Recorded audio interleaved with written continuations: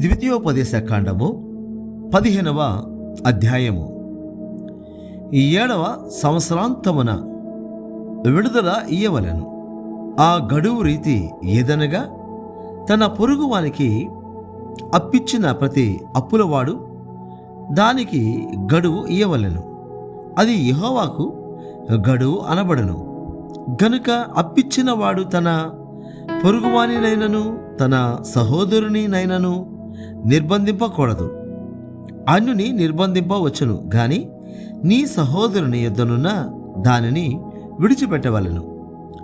నీవు స్వాధీనపరచుకున్నట్లు నీ దేవుడైన యెహోవా నీకు స్వాస్థ్యంగా ఇచ్చుచున్న దేశములో యెహోవా నిన్ను నిశ్చయముగా ఆశీర్వదించును.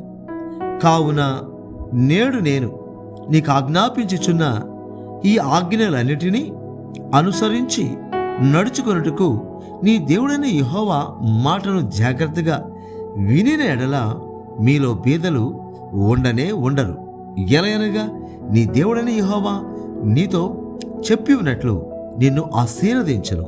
గనుక నీవు అనేక జనములకు అప్పిచ్చెదవు గాని అప్పు చేయవు. అనేక జనములను ఏలుదువు గాని వారు నిన్ను ఏలరు. నీ దేవుడైన యెహోవా నీకిచ్చుచున్న దేశమందు నీ పురములలో ఎక్కడనైనను నీ సహోదరులలో ఒక బీదవాడు ఉండిన ఎడల, బీదవాడైన నీ సహోదరుని కరుణింపకుండా నీ హృదయమును కఠినపరచుకొనకూడదు. నీ చెయ్యి మూడ్చుకొనక వాని కొరకు అవశ్యముగా చేయి చాచి వాని అక్కర చొప్పున ఆ ఎక్కరకు చాలినంత అవశ్యముగా వానికి అప్పియ్యవలెను. విడుదల సంవత్సరమైన 7వ సంవత్సరము సమీపమైనదని చెడ్డ తలంపు నీ మనసులో పుట్టకయుండినట్లు జాగ్రత్తపడుము. బీదవాడైన నీ సహోదరుని ఎడల కటాక్షము చూపక నీవు వానికేమియూ ఇయ్యక పోయిన ఎడల వాడొకవేళ నిన్ను గూర్చి యెహోవాకు మొరపెట్టును. అది నీకు పాపమగను. నీవు నిశ్చయముగా వానికియ్యవలెను. వానికిచ్చినందున మనస్సులో విచారపడకూడదు.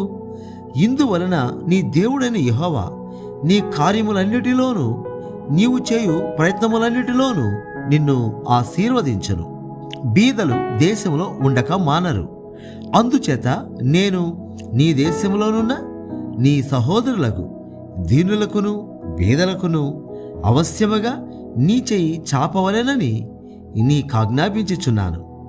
నీ సహోదరులలో హెబ్రీయుడే గాని హెబ్రీయురాలే గాని నీకు అమ్మబడి 6 సంవత్సరములు నీకు దాస్యము చేసిన ఎడల 7వ సంవత్సరమున వాని విడిపించి నీ యొద్ద నుండి పంపివేయవలెను. అయితే వాని విడిపించి నీ యొద్ద నుండి పంపివేయనప్పుడు నీవు ఒట్టి చేతులతో వారిని పంపివేయకూడదు. నీవు ఐగుప్తు దేశంలో దాసుడివై ఉన్నప్పుడు నీ దేవుడైన యెహోవా నిన్ను విమోచించనని జ్ఞాపకము చేసుకొని నీ మందలోను నీ కళ్ళములోను నీ ద్రాక్ష గానుగలోను కొంత అవశ్యముగా వానికియ్యవలెను. నీ దేవుడైన యెహోవా నిన్ను ఆశీర్వదించి నీకు అనుగ్రహించిన దానిలో కొంత వానికియ్యవలెను. ఆ హేతువు చేతను నేను ఈ సంగతి నేడు నీకు ఆజ్ఞాపించి ఉన్నాను. అయితే నీ యొద్ద వానికి మేలు కలిగినందున నిన్నును నీ ఇంటి వారిని ప్రేమించుచున్నాను. గనుక నేను నీ యొద్ద నుండి వెళ్ళిపోనని అతడు నీతో చెప్పిన ఎడల నీవు కదురును పట్టుకొని తలుపులోనికి దిగునట్లుగా వాని చెవికి దానిని గుచ్చవలెను. ఆ తర్వాత అతడు నిత్యము నీకు దాసుడై యుండును. అలాగునని నీవు నీ దాసికిని చేయవలెను. వానిని స్వతంత్రునిగా పోనిచ్చుట కష్టమని నీవు అనుకొనకూడదు. ఏలయనగా వాడు 6 సంవత్సరములు నీకు దాస్యము చేసినందున జీతగానికి రావలసిన 2 జీతముల లాభము నీకు కలిగెను. అలాగైతే నీ దేవుడైన యెహోవా నీకు చేయు వాటన్నిటి విషయంలో నిన్ను ఆశీర్వదించును. నీ గోవులలోనేమి నీ గొర్రె మేకలలోనేమి తొలిచూలు ప్రతి మగదానిని నీ దేవుడైన యెహోవాకు ప్రతిష్ఠింపవలెను. నీ కోడెలలో తొలిచూలు దానితో పని చేయకూడదు. నీ గొర్రె మేకలలో తొలిచూలు దాని బొచ్చు కత్తిరింపకూడదు. యెహోవా ఏర్పరచుకొను స్థలమున నీవును నీ ఇంటి వారును నీ దేవుడైన యెహోవా సన్నిధిని ప్రతి సంవత్సరము దానిని తినవలెను. దానిలో లోపము అనగా దానికి కుంటితనమైనను గ్రుడ్డితనమైనను మరి ఏ లోపమైనను ఉండిన ఎడల నీ దేవుడైన యెహోవాకు దాని అర్పింపకూడదు. జింకను దుప్పిని తిన్నట్లు నీ పురములలో పవిత్రులు దాన్ని తినవచ్చును. వాటి రక్తమును మాత్రము నీవు తినకూడదు. నీళ్ల వలె భూమి మీద దాన్ని పారబోయవలెను. ద్వితీయోపదేశ కాండము 16వ అధ్యాయము. ఆబీబు నెలను ఆచరించి నీ దేవుడైన యెహోవాకు పస్కా పండుగ జరిగింపవలెను. ఏలయనగా ఆబీబు నెలలో రాత్రివేళ నీ దేవుడైన యెహోవా ఐగుప్తులో నుండి నిన్ను రప్పించెను. యెహోవా తన నామమును స్థాపించుటకై ఏర్పరచుకొను స్థలములోనే నీ దేవుడైన యెహోవాకు పస్కాను ఆచరించి గొర్రె మేకలలో గాని గోవులలో గాని బలి అర్పింపవలెను. పస్కా పండుగలో పొంగిన దేనినైనను తినకూడదు. నీవు త్వరపడి ఐగుప్తు దేశములో నుండి వచ్చితివి గదా. నీవు ఐగుప్తు దేశము నుండి వచ్చిన దినమును నీ జీవితములన్నిటిలో జ్ఞాపకము చేసుకున్నట్లు బాధను స్మరణకు తెచ్చు పొంగని ఆహారమును 7 దినములు తినవలెను. నీ ప్రాంతములన్నిటిలో 7 దినములు పొంగినదేదైనను కనబడకూడదు. మరియు నీవు మొదటి తేదీ సాయంకాలమున వధించిన దాని మాంసములో కొంచెమైనను ఉదయం వరకు మిగిలి ఉండకూడదు. నీ దేవుడైన యెహోవా నీకిచ్చుచున్న పురములలో దేనియందైనను పస్కా పశువును వధింపకూడదు. నీ దేవుడైన యెహోవా తన నామమును స్థాపించుటకై ఏర్పరచుకొను స్థలములోనే నీవు ఐగుప్తులో నుండి బయలుదేరి వచ్చిన వేళను అనగా సూర్యుడు అస్తమించు సాయంకాలమున పస్కా పశువును వధించి నీ దేవుడైన యెహోవా ఏర్పరచుకొను స్థలమున దానిని కాల్చి భుజించి ఉదయమున తిరిగి నీ గుడారములకు వెళ్ళవలెను. 6 దినములు నీవు పొంగని రొట్టెలు తినవలెను. 7వ దినము నీ దేవుడైన యెహోవాకు వ్రతదినము.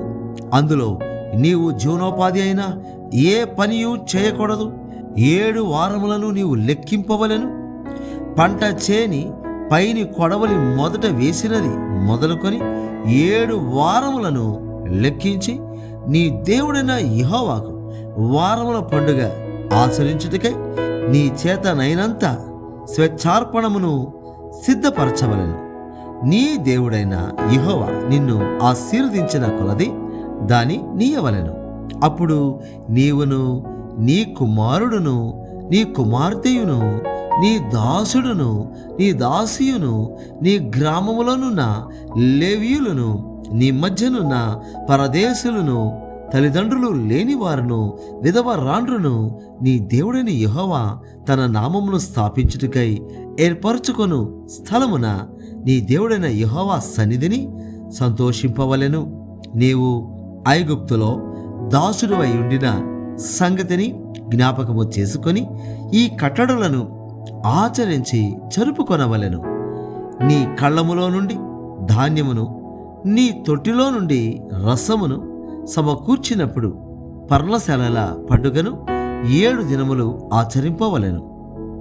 ఈ పండుగలో నీవును నీ కుమారుడును నీ కుమార్తెయును నీ దాసుడును నీ దాసియును నీ గ్రామములలో నున్న లేవీయులను పరదేశులను తల్లిదండ్రులు లేనివారును విధవరాండ్రును సంతోషింపవలెను. నీ దేవుడైన యెహోవా నీ రాబడి అంతటిలోను నీ చేతి పనులన్నిటిలోను నిన్ను ఆశీర్వదించును గనుక యెహోవా ఏర్పరచుకొను స్థలమును నీ దేవుడైన యెహోవాకు 7 దినములు పండుగ చేయవలెను. నీవు నిశ్చయముగా సంతోషింపవలెను. ఏటికి 3 మార్లు అనగా పొంగని రొట్టెల పండుగలోను వారముల పండుగలోను పర్ణశాలల పండుగలోను నీ దేవుడైన యెహోవా ఏర్పరచుకొను స్థలమున నీ మగవారందరూ ఆయన సన్నిధిని కనబడవలెను.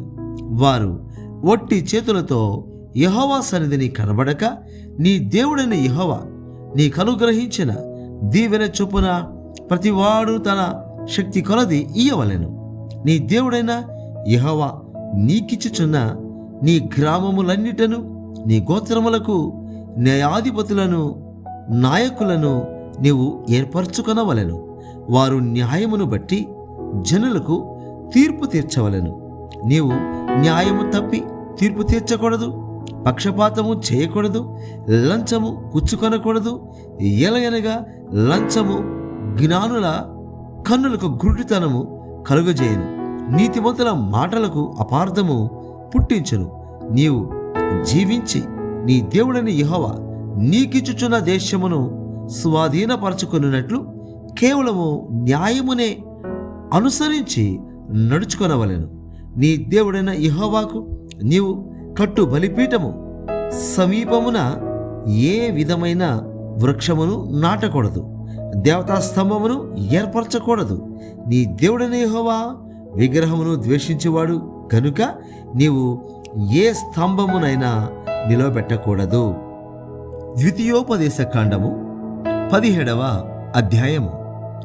నీవు కళంకమైనను మరి ఏ అవలక్షణమైనను గల ఎద్దునే గాని గొర్రె మేకలనే గాని నీ దేవుడైన యెహోవాకు బలిగా అర్పింపకూడదు. అది నీ దేవుడైన యెహోవాకు హేయము. నీ దేవుడైన యెహోవా నిబంధనను మీరి ఆయన దృష్టికి చెడ్డదానిని చేయొచ్చు. నేనిచ్చిన ఆజ్ఞకు విరోధముగా అన్య దేవతలకు అనగా సూర్యునికైనను చంద్రునికైనను ఆకాశ నక్షత్రములలోని దేనికైనను నమస్కరించి మొక్కు పురుషుడే గాని స్త్రీయే గాని నీ దేవుడైన యెహోవా నీకిచ్చుచున్న నీ గ్రామములలో దేనియందైనను నీ మధ్య కనబడినప్పుడు అది నీకు తెలుపబడిన తరువాత నీవు విని బాగుగా విచారణ చేయవలెను. అది నిజమైన ఎడల అనగా అటు హేయక్రియ ఇశ్రాయేలీయులలో జరిగి ఉండుట వాస్తవమైన ఎడల ఆ చెడ్డ కార్యము చేసిన పురుషుని గాని స్త్రీని గాని నీ గ్రామముల వెలుపలికి తీసుకొని పోయి రాళ్లతో చావగొట్టవలెను. 2-3 సాక్షుల మాట మీదనే చావ తగిన వానికి మరణశిక్ష విధింపవలెను. ఒక్క సాక్షి మాట మీద వానికి విధింపకూడదు. వాని చంపుటకు మొదట సాక్షులను తర్వాత జనులందరూ వాని మీద చేతులు వేయవలెను. అట్లు నీ మధ్య నుండి ఆ చెడుతనమును పరిహరింపవలెను.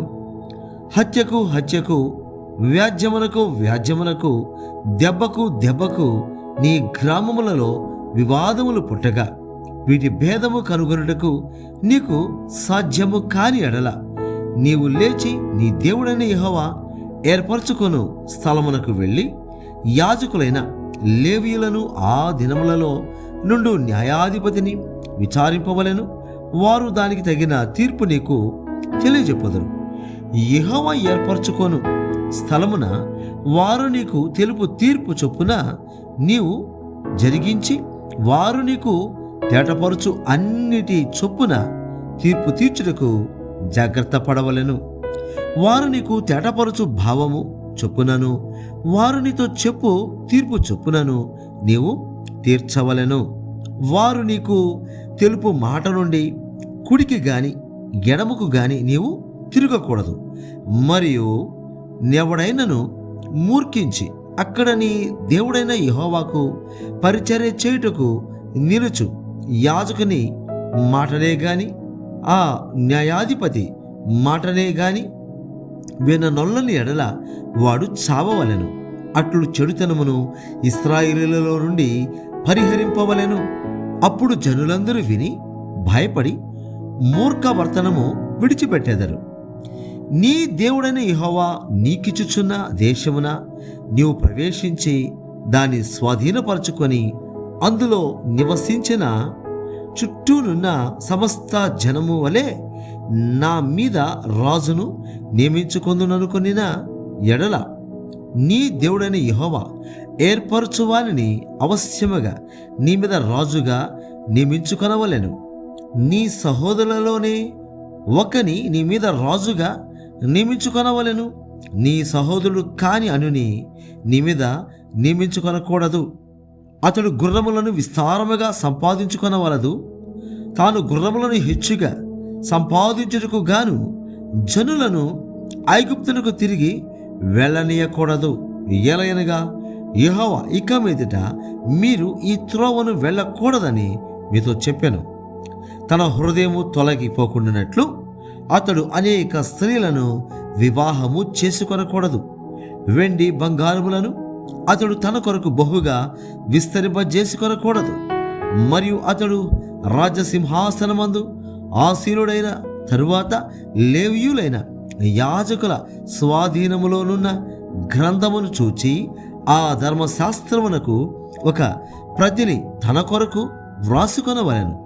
అది అతని యొద్ద ఉండవలెను. తన రాజ్యమందు తానును తన కుమారులను ఇశ్రాయేలు మధ్యను దీర్ఘాయుష్మంతులగుటకై తాను తన సహోదరుల మీద గర్వించి ఈ ధర్మమును విడిచిపెట్టి కుడికి గాని ఎడమకు గాని తాను తొలగక యుండినట్లు తన దేవుడైన యెహోవాకు భయపడి ఈ ధర్మశాస్త్ర వాక్యములన్నిటినీ ఈ కట్టడలను అనుసరించి నడవ నేర్చుకొనుటకు అతడు తాను బ్రతుకు దినములన్నిటను ఆ గ్రంథమును చదువుచుండవలెను.